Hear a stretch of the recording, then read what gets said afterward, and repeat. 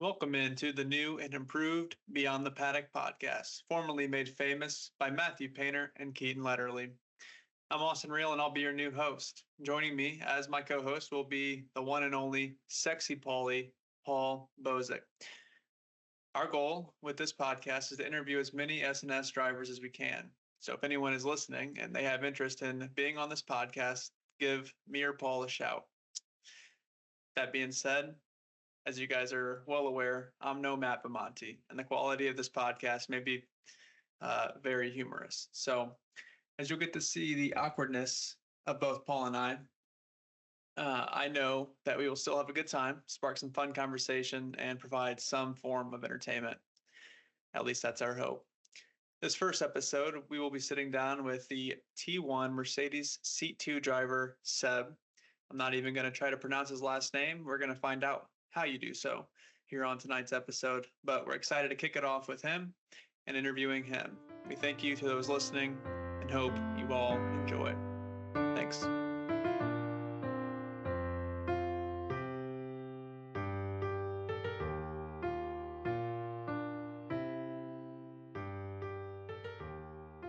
We gotta do this. We gotta go in hard. It's gotta happen. Going hard's all I know, baby. Oh, there we see. That's the energy we need to bring. So you recorded an intro? Is that right? Yeah. Oh, I can't. I don't even want to see it. I can't wait. It's horrible because I typed it out and I was like, yeah. I kind of have an idea of what I want to say, but even then, and I'm like trying to not necessarily read, and I kind of go off of what I typed, obviously, but I tried to like add in a little flair to it, But even then, I'm still like stumbling over words, and I'm just like, oh my god. Fantastic. I think that's the best way to go about this. I think that's the best way. I didn't want to start this whole thing and have to do the whole awkward welcoming people in and stuff. That's just not really my style. Not I figured. Not at all. I figured, we'll just record a little audio clip. Beautiful. And I've actually already have the video itself. So I've got the audio clip put in with our intro video, which would have, by the time people start listening to this, they would have already seen the intro video, assuming I start the recording when we actually started this. But and then it'll go into us talking right now. So it'll be pretty good. I don't know. I can't wait. This is gonna be awful and amazing all at the same time. Let's do it. I'm a little. I told you my wife was throwing stuff at me here last minute. So last night we lost power. Talk about it. Yeah, that's a fun Southern thing. Yeah, we had a terrible storm hit us, and no tornadoes or anything, just really bad thunderstorm, and power went out at like 8 maybe. Luckily we had just bathed the kids and all that, so all that was good to go. But so we sat there without power until midnight trying to sleep, and it's 100 degrees out. So that's Oh no, I mean, listen, I live just west of you, and it's humid. It's just as humid here, and I can't fathom a night of no power with no AC. Like I'm pretty sure mold would grow everywhere with the amount of humidity that we get down in these states, man. It's awful. Probably. It's just terrible. We had a debate going to whether or not we were going to go to our parents for the night, because we're like, it's just miserable. Kids wouldn't sleep. Right. Yeah. I was gonna say the little kids. That's even worse. So we ended up. I got a notification on the phone saying it would be on at like 11. So we just made it work. But her phone died in that process, and her power button does not work. So I'm trying to reboot her phone, but I have to be able to hit the power button to do it. Mm-hmm. And so I've been messing with this for like 30 minutes now, rather than preparing better for this. So. Oh. Well, that's even better that there's less prep work. That's even better. I keep on the video. I keep looking down. I'm looking at her phone, seeing will the power button work now, so I can be done with this, because I can't. I'm the type of person that can't put something down if I'm like trying to figure it out. So I respect that entirely. I'm gonna put it down though, because this is more important. But I mean, listen, man, it's your wife's show, and I feel for her. Like, that sucks. But so what's the game plan? Are you already recording, by the way, or has it not started recording? Oh yeah, we've been recording. Has this been recording? We've been recording. So we phenomenal. we're I would say we're live, but we're not live. No one can we're not obviously. Live. But in our little world, we are live. This is incredible. All right, I think I'll end up posting this sometime in the morning for everyone to listen. Better. Yeah. So everyone, this is being recorded on Monday night. It's almost 8:30 p.m. And if they've listened by now, I don't know when I'm going to edit this audio, but I'm assuming that by now you guys know that Seb will be coming on. We'll be interviewing him here in a minute.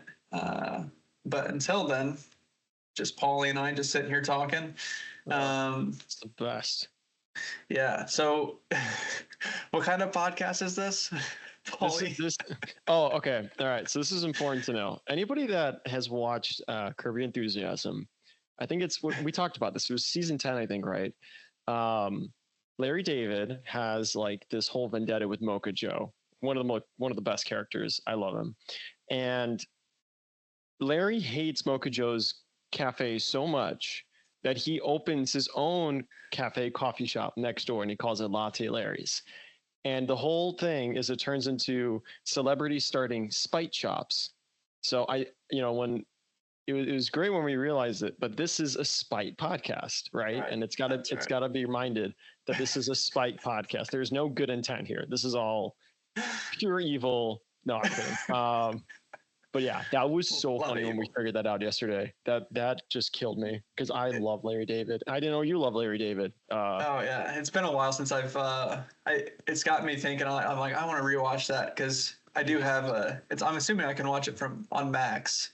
Yes, it's all on Max. Yeah, okay. It's still on Max. I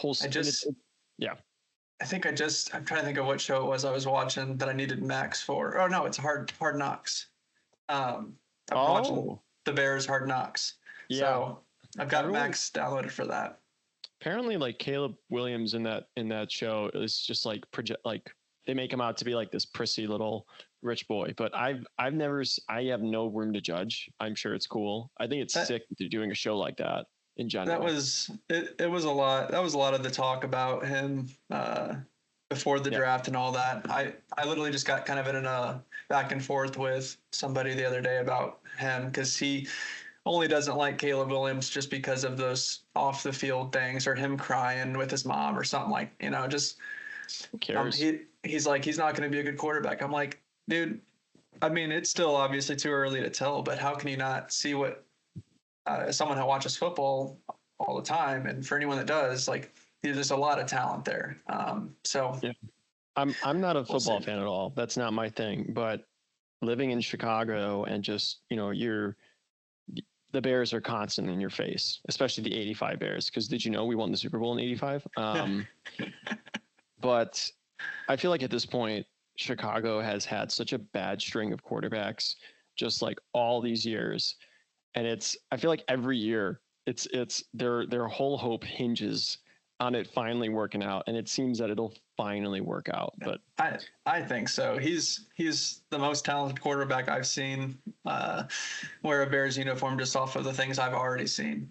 He's good, but whether he can stay consistent and stay good, we'll find out. But I mean, to not like the guy over him crying or over him painting his nails, I mean, who cares? I think it's the ball. If you throw the ball and you're good at that, who cares what you do outside of it? Exactly. I don't care at all. I'll paint my nails even. I don't give a shit. We'll find out. Well, so what are we doing? Are we going to bring in Seb here, or is he like in the waiting room still? What's the story? I'm about to send him the link. He's on standby. Fabulous. So. Perfect. Yeah. He just called me out in the chat like 2 minutes before this. And did he? Because Keaton posted that thing about the Mercedes Lego, and I made a joke like, I get paid in 11 days. And then he very thoughtfully reminded me that I haven't ordered their T2 championship hats yet. but I did get paid, so I will do that today. Because I promised him that I would. So I'm shooting him the link now. It didn't make you wait at all. It just popped you right in. So no, also I had my email open. Oh no, you sent it to me on Discord. So yeah, I just clicked the link and it went right through. Yeah. I'm gonna start a timer, and I'm blurry right now, but we're gonna see how long it takes him. We're gonna see how attentive he is to this conversation. We'll see if he's quicker at showing up than you are showing up to your haircut. So. Whoa there. Okay, listen here. I am.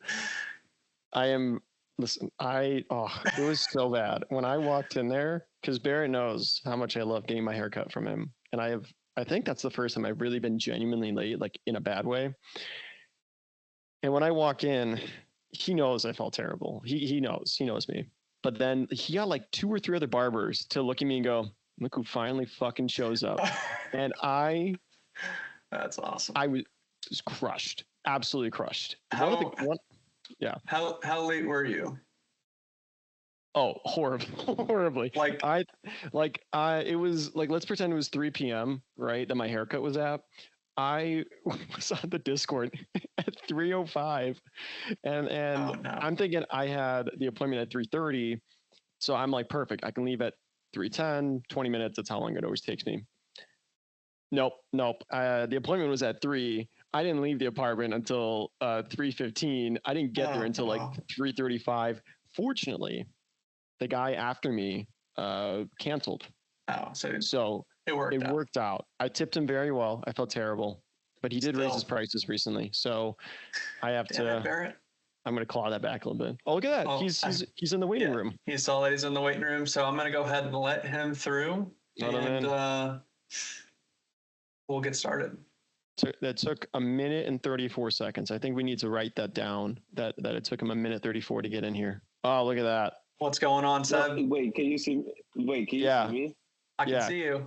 Okay, can you do us a favor? Can you come in a little closer to the camera? Just I can't see myself on the camera. I actually have no idea. Like I can't see anything. Sorry, it was a little. See anything? Yeah. Okay. I have no idea what I look like or anything right now. This is. You look great. One of our segments is going to be hysterical that you can't see us. So this is going to get even better. Oh, I can see you guys. You just can't see yourself. Yeah. It's all good. I think it'll show you on my end. But yeah, thanks for joining us. I know you probably don't know. I don't know if you know the backstory behind this podcast, but we had other people in our league that ran what this is called Beyond the Paddock. They ran this before and it kind of stalled out. So we decided to make this a spite podcast and restart it up without letting anybody know. So no one has any idea this is coming. Awesome. So you're the first guest. I appreciate you. This could very easily turn into that this never airs. So just live in the moment as best as you can, because that's what we're doing. We're locked in the whole time. So I do need you to provide some clarity and tell us how to pronounce your full name. Yes. So it is. It's a Romanian name. It is Sebastian Andruchovici. Okay. I'm not gonna say it. But oh, okay. Andruchovici. Okay, that's easy. Yeah. Do you speak? Yeah. Do you speak Romanian?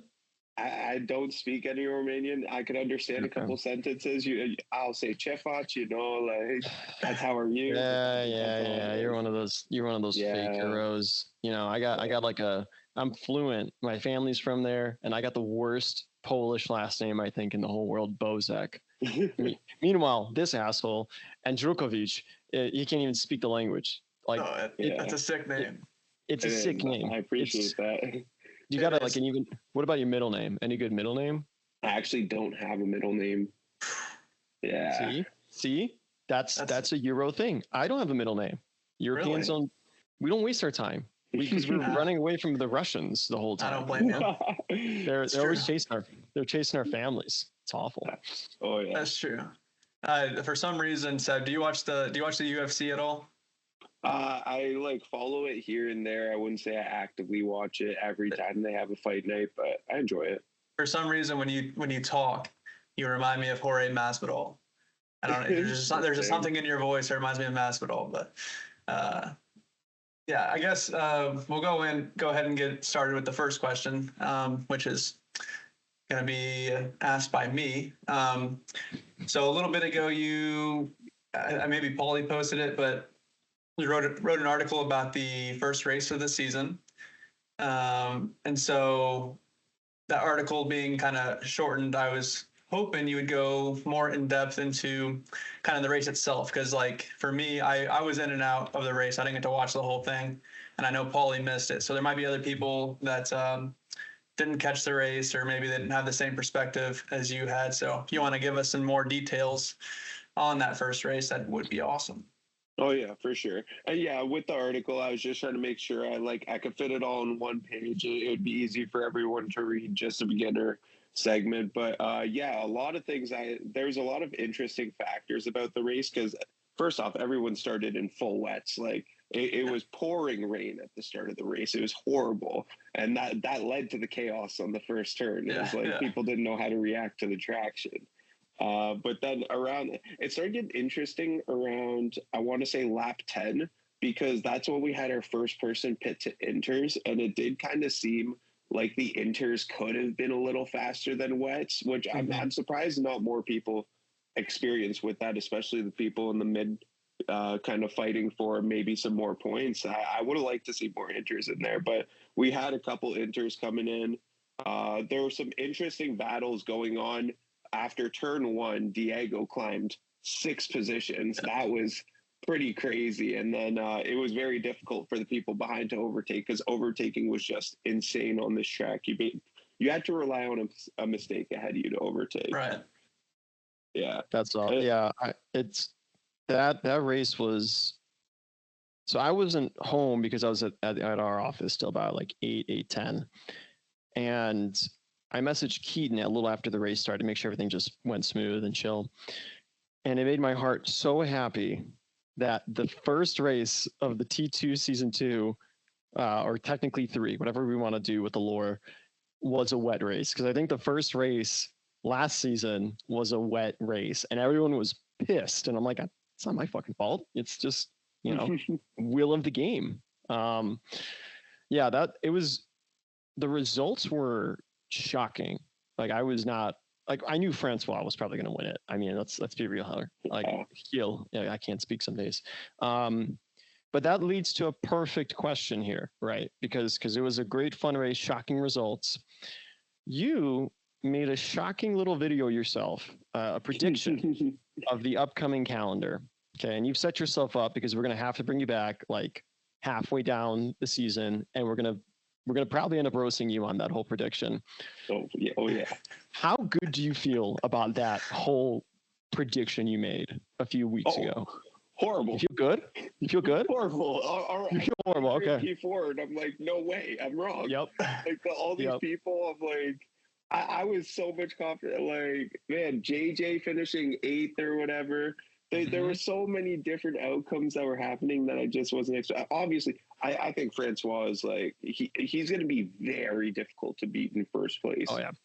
But I think that battle for second is going to become insane. And I think it was very important for Chris to come through on that. And honestly, he very well could have won that race too. So, yeah, definitely. That's the thing with Francois is the speed's obviously there. And Paulie and I were kind of chatting about it yesterday. He's one of the best, but it's hard to beat him. He doesn't really get beat by anybody. He just beats himself. He's more apt to make a mistake here and there, and that's cost him. Even in a race that when we raced F2 cars, the only race that I've ever won, he made a mistake, and that's what got me by him. So yeah, but he's obviously super, super good. It's gonna be hard to beat. Oh yeah. Yeah. So, and you continue, Paul. Okay, good. Yeah, that's correct. I'm gonna pivot to my co-host here really quick. I don't know. Do you want to throw the next question? How do you want to do? Are we going back and forth, or what are we doing? I mean, if you got a question, go for it. Boom. Cool. Great. I'm going to share a screen here because we got to talk about this. So what I think is going to be a great new segment for us is I'm gonna go onto your Instagram, and I'm gonna and what I'm gonna do is I'm gonna find a picture, nothing too embarrassing, but just something I want some more elaboration on, some more story, right? Interesting. So first off, if anyone ever finds Seb's Instagram, you got nothing going on there. You got like a whole 6 posts, maybe 8. There was a really good video of you singing "My Way" by Frank Sinatra. That was a good karaoke. But let's talk about what's going on here. Like give us like a quick minute story about this, because first off, you're sponsored by Reese's. That's insane. But what's going on here? Let's talk about this pic. Tell us Get him on the story podcast. Okay, so there's actually even much more lore to the Reese's Pieces shirts, by the way, because do you know Reese McGuire, former catcher of the Blue Jays? Absolutely not. No, but that's all. No, so, he sounds awesome. He sounds like a good guy. So honestly, he became a meme for doing something, illegal in a parking lot for us. Let's just say he was pleasuring himself in a parking lot. As we do. And, and he became such a meme with our group. We called ourselves Reese's Pieces in honor of Reese McGuire, and everyone got the shirts. But anyway, to go with the cut, so we were playing. It was co-ed softball. We were in a softball league, and I slid into third base, and I completely sliced my knee. I sprained my knee from that incident as well, which was really bad. And I just someone took a photo of it. They thought it was sick. I had the blood running down my leg. That was really disgusting. But, I felt badass for being in the game with all that going on. So well, when I was swiping through the pictures, I was not expecting that. And I was like, this is going to be the one we have to talk about. So that was my little bit there. I'm going to stop sharing screen. Good picture choice, Paul. It's the best one. Oh, yeah. Seb, do you play any other sports? Other than softball, I guess. Is there anything else that you like to do in your free time? Oh yeah, I mean, I'm big on basketball these days. It's very easy, especially when you grow up and a lot of the people around your age start moving on. You can't really play sports with people. You can pick that up on your own. I loved football growing up. That's what I played that in high school. That was my biggest passion. But I do a bunch of random casual sports. I'll play badminton, hockey, all that. I just love sports, competing. That's why I do all this racing for. Yeah, I figured that's how a lot of the guys are, and it just kind of fills that void for us that have gotten out of sports or aren't able to do it.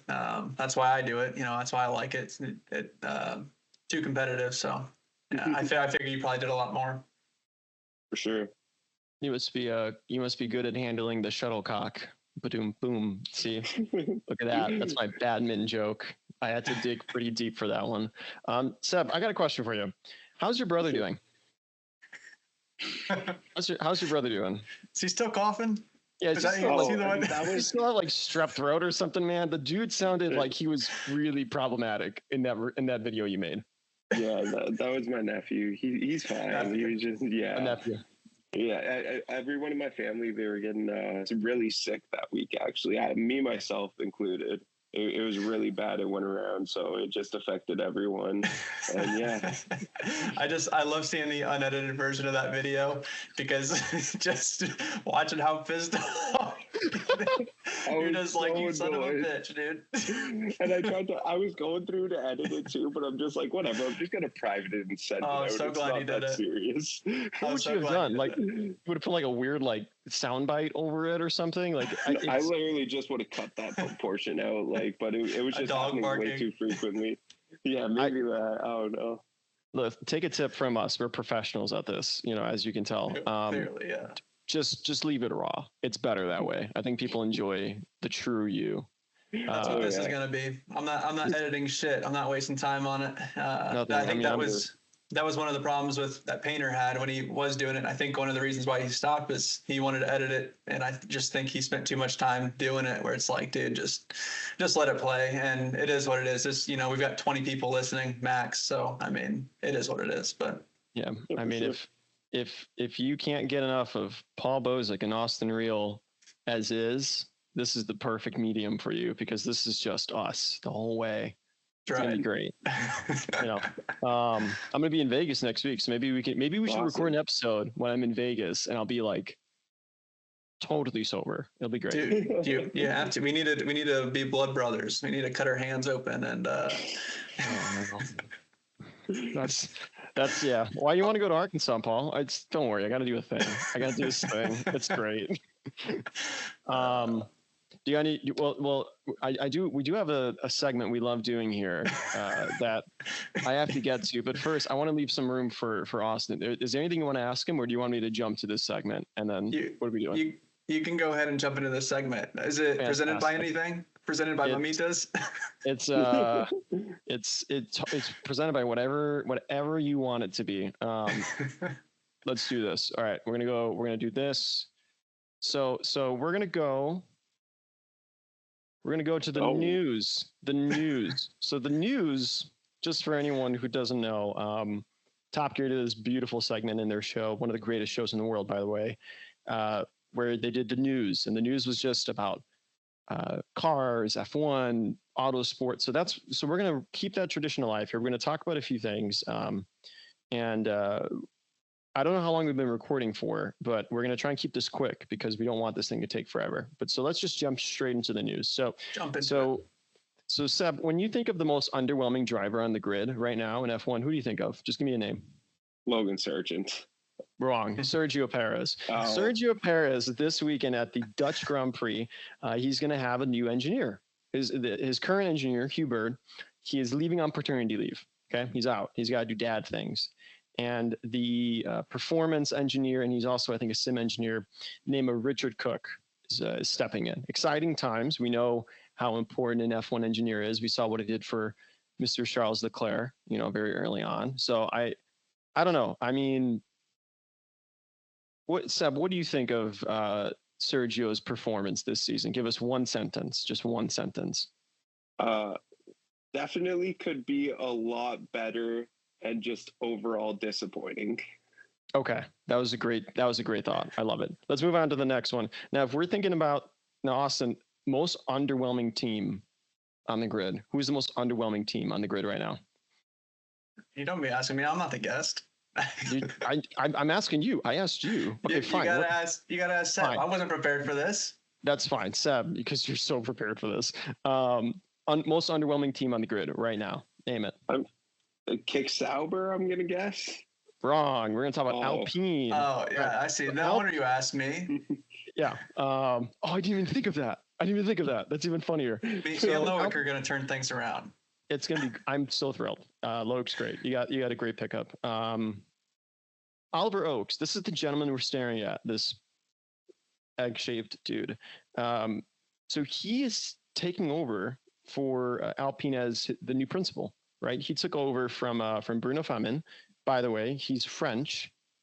No history. There. Yeah, no history in F1. By the way, no history in motorsport. The only history he had, this prior guy, is that he was one of the sporting directors at the FIA, and he was an engineer in the past, but then he moved into F1. This guy, I'm kind of excited about this guy, guys. Okay, get this. So first off, he's going to be the youngest principal ever to be part of an F1 team. He also has a great racing history, very similar to Toto Wolff, to Christian Horner, because he's raced for High Tech. He's been affiliated with Tony Kart, which I don't know if you guys know what that is, but Tony Kart is one of the biggest racing kart companies in the world. He was part of the Red Bull Junior team. So I'm hoping that this will ignite some fire in that team. That's been kind of depressing. But Seb, what's your take on this new principal? Remember, one sentence. That's all you got. I think he's interesting, but I'm also concerned if this is stepping towards the direction of possibly selling the team with how the rumors have been. That was a great sentence. Okay, perfect. And now we're going to move on to the last thing. Seb, when we talk about, and this is a car-related news, this isn't F1 anymore. So when you think about your first car, right, like an entry-level car, what do you think? Toyota Camry. Okay, dead solid wrong. Car. That's solid car. But that's not at all what we're going to talk about. We're going to talk about one of the most famous tractor companies in the world. They have just released their newest entry-level car. Lamborghini has opened up the world to the Temerario. It's their new entry level, so it's going to replace the Huracan. This is where I'd love more than one sentence from you, Seb. So I'm going to give you all some background on this car. I want you guys to give me your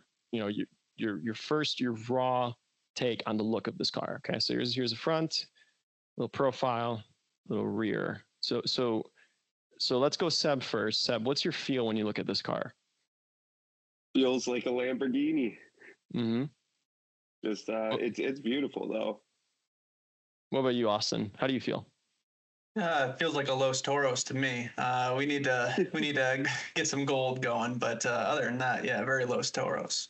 It looks good. I don't know, and this might be a bad take, but I don't think it looks that good. You know, I know that Seb, you said it looks like a Lambo. It does, but there's just something about this right here. Like let me zoom in here. Watch, look at this technology right here. This shit. There's just something that looks a little off about it. I don't know. Something bugs me. But let me give you guys the stats on this car. This is an amazing entry level car. Let's hear it. So all-wheel drive, phenomenal. 920 horsepower off the cuff. So it's going to do 0 to 60 in 2.7 seconds. It's a twin turbo hybrid car. So Lamborghini is now they've done away with the V10s. They're moving to a hybrid V8, which that's scary. Now, price-wise, this is where it gets fun.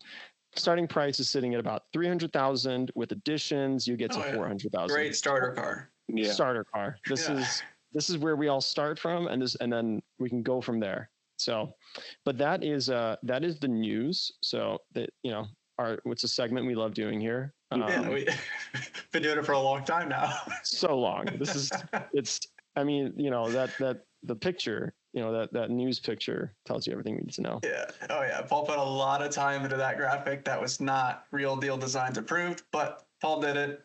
It was Sexy Paulie approved. So it's great work. It was. Do you know how hard it is to find word art in 2024? I had to go on a website that's still that ported it to Windows 97 or whatever, and then I was able to make that. That's not in just. Is he frozen on your screen too, Seb? Yeah. Just thumbs up. His little ventriloquist ass talking without even moving his mouth. Yeah. I'm frozen right now. You're frozen. Am I still frozen? your thumbs up with a big smile on your face. Oh, I'm screenshotting that for sure. Oh, that's good. Are we back? I stopped on camera. Yeah, you're back. You're good. We're back. Okay. I don't think you guys should have said anything. That would have been even better. No, I couldn't stop laughing. It was too funny. He's back to it. No, you're kidding. No, he's not frozen on my screen. Paul, this is you. This is so good. Shit. I'm not even. Look at that. This is the budget we have on this show. All right. Wow, top notch. Well, we'll get kind of serious again. I don't know if I asked you this, Seb, back when we did the driver spotlight. I may have, but what got you into F1 and how long have you been following F1? I think it's an accumulation of multiple random things. First off, I love the movie Rush. Rush was one of the things I watched that movie. Awesome I'm like, movie. Oh, this Nicky Lauda guy is so cool. And this, this racing stuff is kind of. And what another thing was, I actually went out on a drunk night. This was back last November, I want to say. And this guy that I was with was randomly he loved F1 and he started playing Supermax in the car. And we were just turning up and me being super drunk. I'm like, hold up, this song's kind of tough. And then I started screaming it out the window. And that was a big factor. And then the F1 23 game around, I want to say March, became free on PlayStation. So I'm I was kind of looking for a racing game because I was just falling out of. I used to play competitive Call of Duty. Yeah. So I was just falling out of Call of Duty, and I was I still want to kind of play games, just more relax. And F1 kind of started off as that, but as me and JJ actually, we started playing together. We started getting more invested. I watched the Australian Grand Prix. And after hearing all this, Max Verstappen's so good, Carlos Sainz wins the race, and I'm like, man, this F1 thing, I could get into it. Awesome. So. Yeah, you can definitely tell you've it's. If you would have told me you've only been following it for as few months as you have, I'd be shocked, because it seems like you know quite a bit.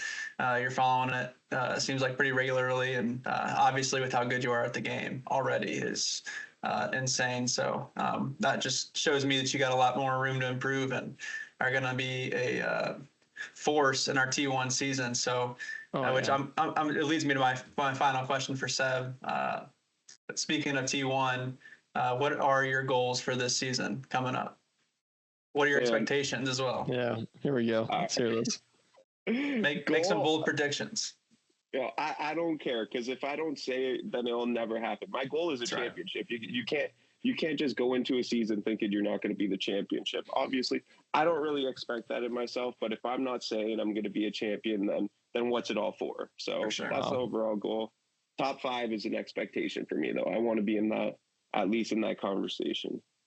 I mean, I think it's a possibility for sure. I remember Matt, he did his little rankings and stuff, and at the time, I think he even put you maybe behind me, and I'm like, nah, dude, he's better. He's already better.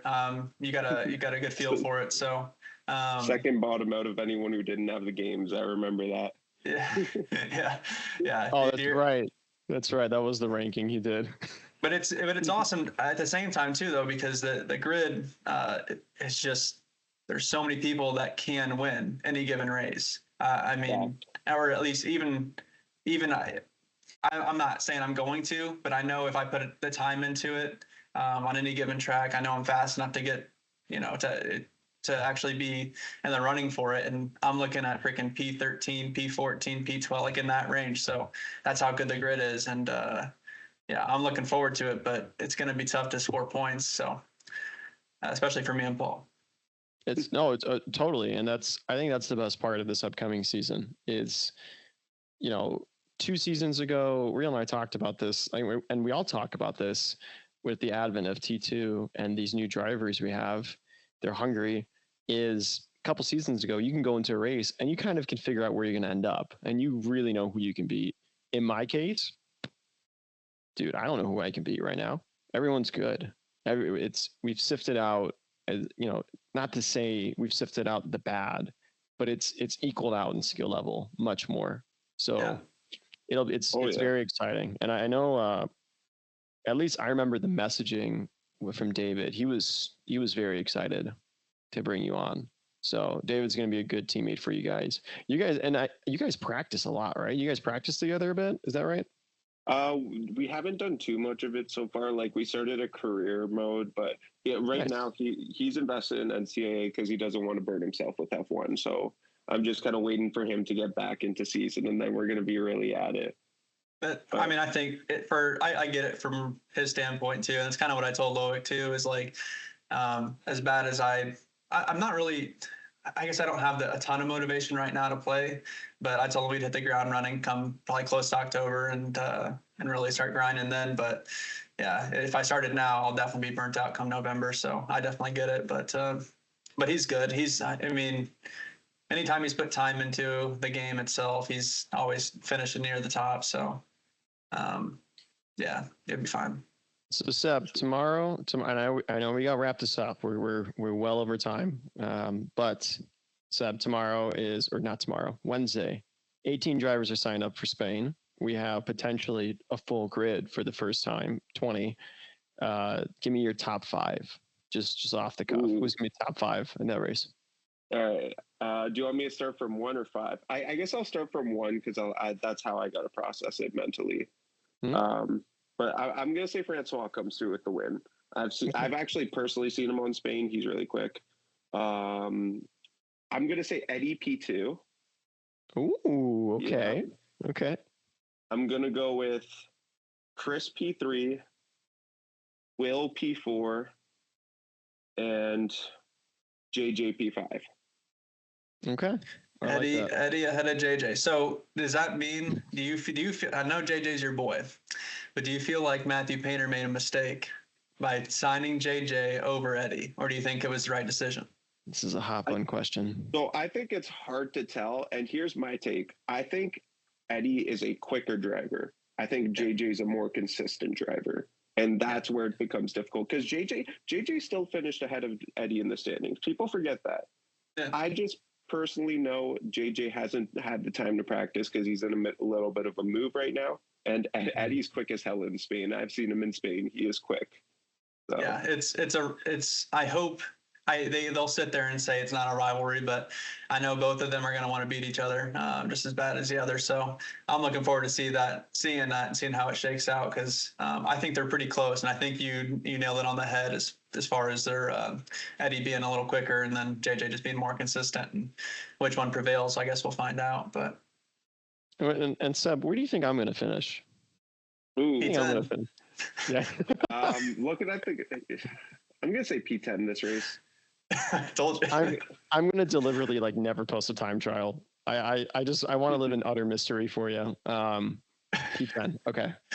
That'll be, honestly, Austin, I'm going to be dead straight. I think that might be tough with the grid we got because it's insane.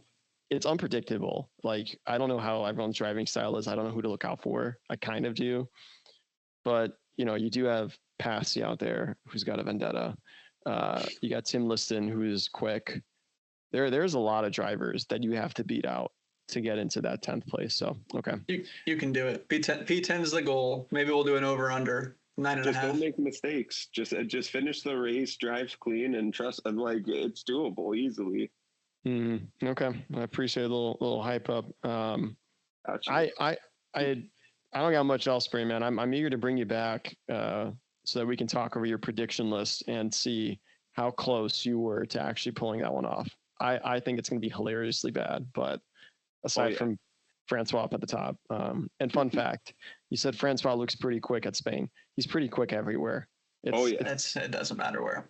It doesn't matter where. It's like Spies. He'll pick up he'll go to the track and then 20 minutes later, he's running 0-0 wings and he's still beating you out by 15 seconds for no reason. It's ridiculous with that man. Yeah, I'm also out of questions, so we'll go ahead and say goodbye to Seb. Thank you for joining us, man. I'm excited to see more stuff that you're putting out for the league. It's awesome. That article was awesome. The video you did the other day, awesome. So keep it up. I look forward to it.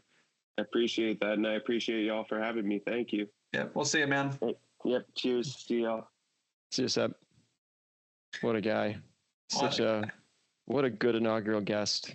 I really don't think we could have had a better one to start this thing off than him. No one. Just because of the stuff he's doing in the chat. He's the one that talks the most, and then just the content he's been doing for us is awesome. So glad to have him on. I don't think people realize, I did recruit quite a bit of people to T2. Seb has recruited quite a bit of people to T2. He's recruited, we brought him in, but he's opened the door to Colin, JJ, JBD. I think one of the new guys, Sam Dalton or something, or GSR race, that's him. Mm-hmm. He's brought in at least 5 people outside of himself. He's done 25% of my job. It's great. And these are I think they're people he all knows too, right? Not like that's no. I tried to do that with a few people that I knew, and I got one in Luke, and that was it. It's hard. It's hard to get anyone to stick around and do it, but that's awesome. Yeah, he brought in a good group. For me, I only really brought in one. That was Barrett. Yeah, well, you're obviously part in bringing in these T2 guys, but yeah, he was exactly what the league needed, was him and then the guys 100%. That he's brought in. So it's 100%. Awesome. How did you find Seb again? That was just Facebook posting. So I did a couple Facebook campaigns, really focused around just getting. When I look back on it now, I'm like, you're such a fucking liar, Seb. Because the whole post was, I need new guys who are inexperienced at the game. This dude was quick out the gate. It was ridiculous with him. And so was Loic. So yeah, I look back at all the. I wasn't expecting it. I literally was. So this is where I kind of feel bad, because when T2 started, I wasn't expecting anybody to be that fast.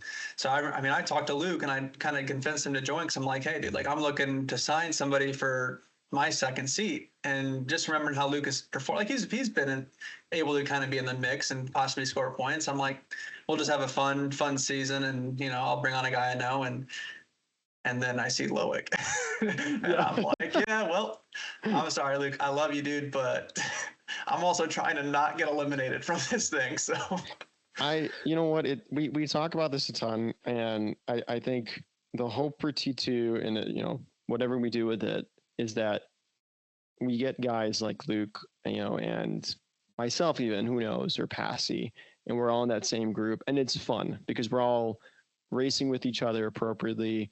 And I think you said this yesterday, it gives somebody a chance to say they had a win or they had something. Yeah.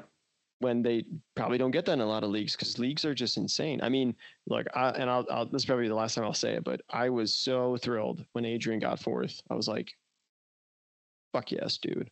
Redemption story, big time for the guy.